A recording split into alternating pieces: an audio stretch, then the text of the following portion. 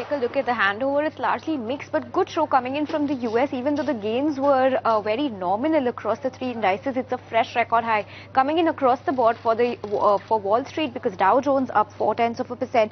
That's about a 200-point uptick coming in for Dow Jones overnight. You have S&P that was up 0.3%, Nasdaq also up 4 times. And important to watch out for was the stock of Apple, because despite its new launch, a series of new launches and new announcements, the stock ended lower by about 1.5%.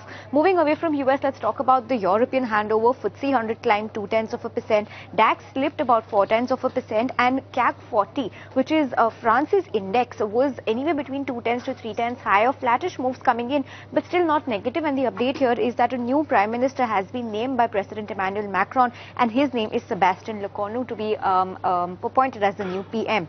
Other than that, if we take a look at commodities, gold was down 0.5%, Brent oil was up 0.5%, dollar index around that 97.8 mark. So that was the global wrap. Now let's look at some important global commentary coming in. First up, of course, Donald Trump. There's a latest commentary coming in from him, wherein he has told European officials he's willing to impose sweeping new tariffs on India and China to push Vladimir Putin to the negotiating table, but only if the European Union agrees to do so. He's also pleased to announce that India and the United States of America are continuing the negotiations when it comes to trade talks. So that is a big comment coming in from Trump early this morning.